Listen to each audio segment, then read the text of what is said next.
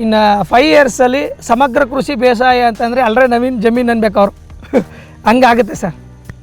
ನಮ್ಮ ಯುವಕರಲ್ಲಿ ಸಿಕ್ಕಾಪಟ್ಟೆ ಯುವಕರು ಫಾರ್ಮರ್ಸ್ಗೆ ಬರಬೇಕು, ಅಗ್ರಿಕಲ್ಚರ್ಗೆ ಬರಬೇಕು, ಅವ್ರ ಫೀಲ್ಡ್ಗೆ ಇಳಿಬೇಕು. ಮೇಯ್ನಾಗಿ ಹೇಳ್ತಾ ಇದ್ದೀನಿ, ಅರಣ್ಯ ಕೃಷಿ ಮಾಡಬೇಕು. ಅರಣ್ಯ ಕೃಷಿಲಿ ಇರ್ತಕ್ಕಂಥ ಆದಾಯ ಮತ್ತೊಂದಿಲ್ಲ, ಅರಣ್ಯ ಕೃಷಿಲಿ ಇರ್ತಕ್ಕಂಥ ಉಪಯೋಗ ಮತ್ತೊಂದಿಲ್ಲ ಸರ್. ಅರಣ್ಯ ಇಲ್ವೋ ನಾವು ಇಲ್ಲ, ಸಮೃದ್ಧಿನೂ ಇಲ್ಲ, ಮಳೆನೂ ಇಲ್ಲ, ನೀರು ಇಲ್ಲ.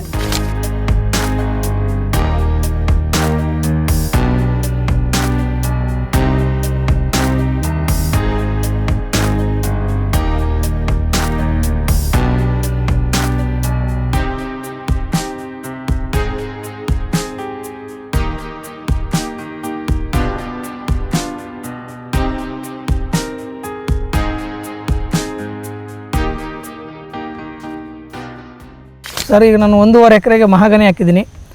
ಮಹಾಗನಿ ಅಂತರ ಫಿಟ್ಟು ಬಂದು ನಿಮಗೆ ಒಂದೊಂದು ಗಿಡನೂ ಫಿಟ್ 16 ಅಡಿ ಅಂತರದಲ್ಲಿ ನೆಡ್ಬೇಕು ಸರ್. ಅದನ್ನು 16 ಅಡಿ ಅಂತರದಲ್ಲಿ ನೆಟ್ಟಾಗ ನಮ್ಗೆ ಒಳಗಡೆಗೆ ಏನೇ ಮಿಶ್ರ ಫಸಲುಗಳನ್ನ ಬೆಳ್ಕೋಬೋದು. ಹತ್ರ ಆಗ್ತಾಗ ನಿಮಗೆ ಫಸಲು ನೆರಳಾಗುತ್ತೆ. ಅದರಿಂದ ನೀವು 16 ಅಡಿಗೆ ಹಾಕೊಂಡ್ರೆ ತುಂಬ ಅನುಕೂಲ ಆಗುತ್ತೆ. ಅದನ್ನು ಮಹಾಗನಿಗೆ 16 ಅಡಿ ಹಾಕೊಂಡಿದ್ವಿ. ಅದರೊಳಗಡೆ ತೇಗು ಹಾಕಿದ್ದೀನಿ. ತೇಗುನು ಸುದ ಮಧ್ಯ ಆ್ಯಡ್ ಮಾಡಿದ್ದೀನಿ. ಅದನ್ನು ಮಧ್ಯ ತೇಗುನು ಆ್ಯಡ್ ಮಾಡಿದ್ದೀನಿ ಸರ್. ಒಂದು ಹೇಳಿದ್ನಲ್ಲ 16 ಅಡಿ ಉದ್ದ, 9 ಅಡಿ ಸುತ್ತಳತೆ ಒಂದು ಮಹಾಗನಿ.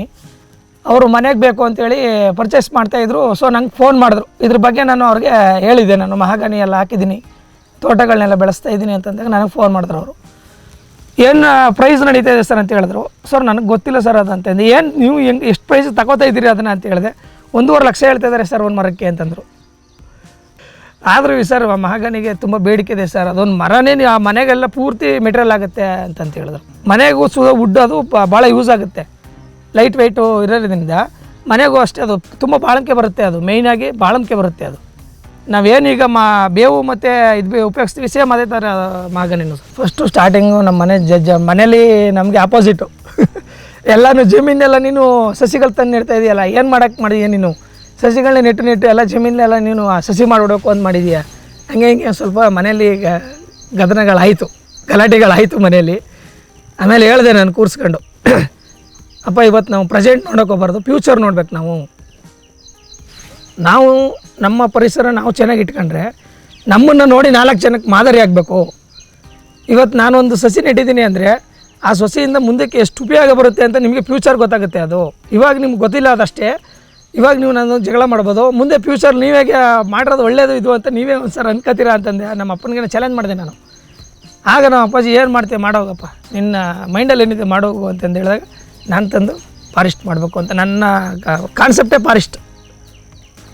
ನಾನು ಮಿನಿ ಫಾರೆಸ್ಟ್ ಮಾಡಬೇಕು, ನನ್ನ ಜಮೀನಲ್ಲೊಂದು ಅರಣ್ಯ ಕೃಷಿ ಮಾಡಬೇಕು, ಅರಣ್ಯದೊಳಗಡೆ ಇದ್ದೀನೇನೋ ಫೀಲ್ ಆಗಬೇಕು ನನಗೆ ಅಂತ ಹೇಳ್ಬಿಟ್ಟು ನಾನು ಅರಣ್ಯ ಕೃಷಿ ಮಾಡೋಕ್ಕೆ ಸ್ಟಾರ್ಟ್ ಮಾಡಿದೆ ಸರ್. 10 ವರ್ಷದ ಒಳಗಡೆ ಸರ್ ಅವರು ಮರ ಹಾಕಿರೋ ಮಹಾಗನಿ ಹಾಕಿರೋ ಜಾಗದಲ್ಲಿ 10 ವರ್ಷಕ್ಕಂಟು ಏನು ಬೇಕಾದ್ರೂ ಬೆಳಿಬೋದು ಸರ್.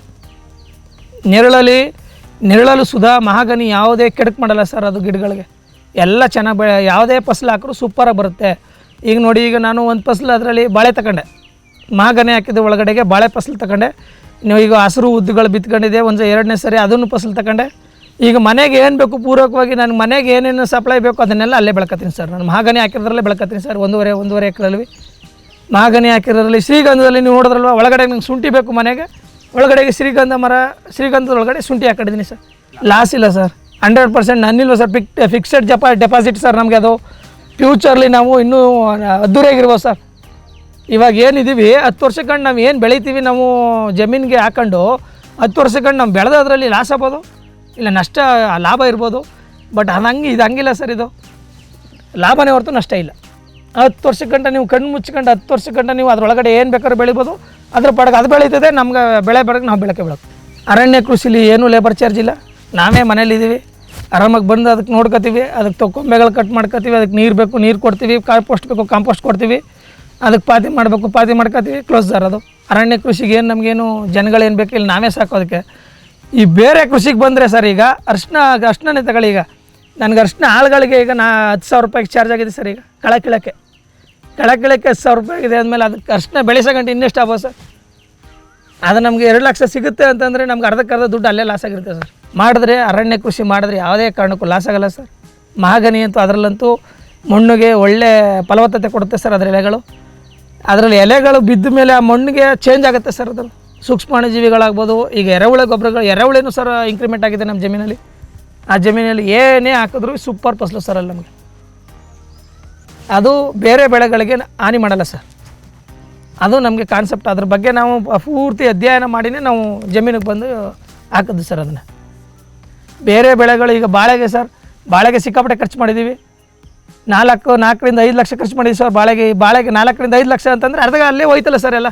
ಇನ್ನು ಕಟಿಂಗ್ ಗಂಟೆ ಯೋಚನೆ ಮಾಡಿ, ಕಟಿಂಗ್ ಮಾಡೋ ಗಂಟೆ ತಿರ್ಗಾ ಇದಕ್ಕೆ ಕಟ್ ಮಾಡಿಸೋದು, ಕಳೆ ಕಳಿಸೋದು, ಸಿಕ್ಕಾಪಟ್ಟೆ ಬಾಳೆಗೆ ತಗೋರು.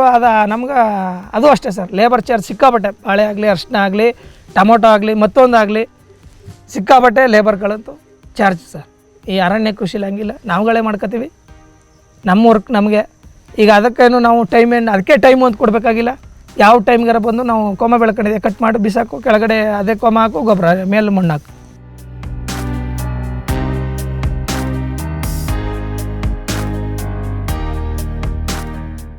ಇನ್ನೂ ಮುಂದೆ ನಾವು ಈಗ ಒಂದು ಕೃಷಿ ಹೊಂಡ ಇದೆ. ಕೃಷಿ ಹೊಂಡದಲ್ಲಿ ಈಗ ಮೀನು ಕೃಷಿ ಮಾಡಬೇಕು ಅಂತ ಮಾಡಿದ್ದೀನಿ. ನೆಕ್ಸ್ಟ್ ಈಗ ರೋಸ್ ಹಾಕಬೇಕು ಅಂತ ಮಾಡಿದ್ದೀನಿ. ಇದೇ ಮಹಾಗನಿ ಒಳಗಡೆ ಪಪಾಯ ಹಾಕಬೇಕು. ನೆಕ್ಸ್ಟ್ ಮಂತಲ್ಲಿ ಪಪಾಯ ಹಾಕ್ತಾಯಿದ್ದೀನಿ. ಮಹಾಗನಿ ಒಳಗಡೆ ಪಪಾಯ ಹಾಕ್ತಾಯಿದ್ದೀನಿ. ನೆಕ್ಸ್ಟ್ ಈಗ ಹಸುಗಳ ಸಾಗಾಣಿಕೆ, ರೇಷ್ಮೆ ಕೃಷಿ. ಇನ್ನು 5 ಇಯರ್ಸಲ್ಲಿ ಸಮಗ್ರ ಕೃಷಿ ಬೇಸಾಯ ಅಂತಂದರೆ ಅಲ್ಲರೆ ನವೀನ್ ಜಮೀನು ಅನ್ಬೇಕು ಅವರು. ಹಂಗಾಗುತ್ತೆ ಸರ್. ಇವಾಗ ಮರಗಳನ್ನ ಇಟ್ಬಿಟ್ರೆ ಇವ್ರಿಗೆ ಜಮೀನಲ್ಲಿ ಆದಾಯ ಏನೂ ಇಲ್ಲ ಅಂತ ಇರ್ತಾರೆ. ಸೊ ಇವಾಗ ನಾವೇನು ಮಾಡಿದ್ದೀವಿ ಅಂದರೆ ಪ್ಲ್ಯಾನಿಂಗ್, ಈಗ ಮೆಣಸು ಹಾಕ್ಬೇಕು ಅಂತ ಮಾಡಿದ್ದೀವಿ. ಎಲ್ಲ ಮರಕ್ಕೂ ಮೆಣಸಿನ ಬಳ್ಳಿಗಳನ್ನ ಹಬ್ಬಿಸಿ ಅದರಿಂದನೂ ನಾವು ಲಕ್ಷ ಆದಾಯ ಪಡಿಬೋದು ಅಂತೇಳಿ ನಾವು ಸಜೆಷನ್ ಮಾಡ್ಕೊಂಡು ಈಗ ಅದು ಮಾಡಬೇಕು ಅಂತ ಮಾಡಿದ್ದೀವಿ. ನೆಕ್ಸ್ಟ್ ಈಗ ಮೆಣಸಿನ ಗಿಡಗಳನ್ನ ಅದಕ್ಕೆ ಹಾಕ್ತಾಯಿದ್ದೀವಿ ಸರ್. ಮೆಣಸು ಅದರಲ್ಲಿ ಬೆಳಿಬೋದು ಅಂತ ನಮ್ಮ ವಾತಾವರಣ ಸ್ವಲ್ಪ ವಾತಾವರಣ ಕೋಲ್ಡ್ ವಾತಾವರಣ ಆಗಲಿ, ನೆರಳುಗಟ್ಟಲಿ ಅಂತ ಸ್ವಲ್ಪ ಇದು ಮಾಡ್ಕೊಂಡಿದ್ದೀವಿ. ಅದಾದ ತಕ್ಷಣ ಮೆಣಸು ಆ್ಯಡ್ ಮಾಡ್ತೀವಿ ಸರ್. ಇದಕ್ಕೆ ನಾವು 10 ವರ್ಷಕ್ಕಂಟು ಕಾಯಲೇ ಬೇಕಾಗಿಲ್ಲ. ನಾವು ಮರ ಬರಗಂಟು ನಮ್ಗೆ ಏನು ಫಸಲಿಲ್ಲ ಅನ್ನೋಂಗಿಲ್ಲ. ಮೆಣಸು ಆ್ಯಡ್ ಆದರೆ ಆ ಮರ ಬರಗಂಟ ಇದರಲ್ಲಿ ನಾವು ಲಾಭ ಕಾಣ್ಬೋದು ಸರ್.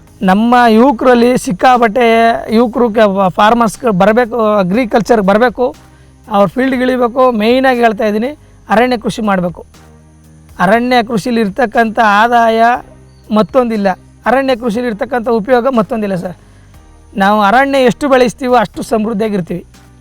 ಅರಣ್ಯ ಇಲ್ವೋ ನಾವು ಇಲ್ಲ, ಸಮೃದ್ಧಿನೂ ಇಲ್ಲ, ಮಳೆನೂ ಇಲ್ಲ, ನೀರೂ ಇಲ್ಲ. ಅದಕ್ಕೆ ಥಿಂಕ್ ಮಾಡಬೇಕು. ಇವತ್ತು ನಾವು ನೆಟ್ಟರೆ ನಮ್ಮ ಮಕ್ಕಳಿಗೆ ತುಂಬ ಉಪಯೋಗ ಆಗುತ್ತೆ. ಅವ್ರ ಅಪ್ಪಾಜಿ ನೆಟ್ಟಿರೋದ್ರಿಂದ ಅವರು ಉಪಯೋಗ ಪಡ್ಕೊತಿದ್ದಾರೆ. ಇವಾಗ ನಾವು ನೆಟ್ಟರೆ ನಮ್ಮ ಮಕ್ಳಿಗಾರು ಆಗಲಿ, ನಮ್ಗಾಗದ್ರೆ ಚಿಂತೆ ಇಲ್ಲ, ನಮ್ಮ ಮಕ್ಳು ಚೆನ್ನಾಗಿರ್ತಾರೆ, ನಮ್ಮ ಫ್ಯಾಮಿಲಿ ತಾನೇ ಅದನ್ನು. ಅದಕ್ಕೋಸ್ಕರ ಆ ಕಾನ್ಸೆಪ್ಟ್ ಇಟ್ಕೊಂಡು ಖಂಡಿತ ಎಲ್ಲ ಬಂದು ಅರಣ್ಯ ಮಾಡಿ ಆದಷ್ಟು ಸಸಿಗಳು ನೆಡಿ, ಅದನ್ನೇ ಪ್ರಾರ್ಥನೆ ಮಾಡ್ಕೊತೀನಿ ಸರ್. ನಮ್ಮ ಯುವಕರಿಗೆ ಎಕ್ಸ್ಪೆಷಲಿ ಹೇಳೋದಷ್ಟೇ, ಪ್ರತಿಯೊಬ್ಬರು ಅರಣ್ಯ ಕೃಷಿಗೆ ಇಳೀರಿ. ಆಮೇಲೆ ಅದರ ಲಾಭ ನೋಡಿ ಆಮೇಲೆ ನೀವೇ ನಮಗೆ ಬಂದು ಹೇಳಿ ಸರ್. ನೀವು ಯಾರೇ ಯುವಕರಾದರೂ ಸರಿ, ಎನಿ ಟೈಮ್ ಎನಿ ಡೇ ಬಂದು ನಾನು ಜಮೀನು ನೋಡ್ಬೋದು ಸರ್.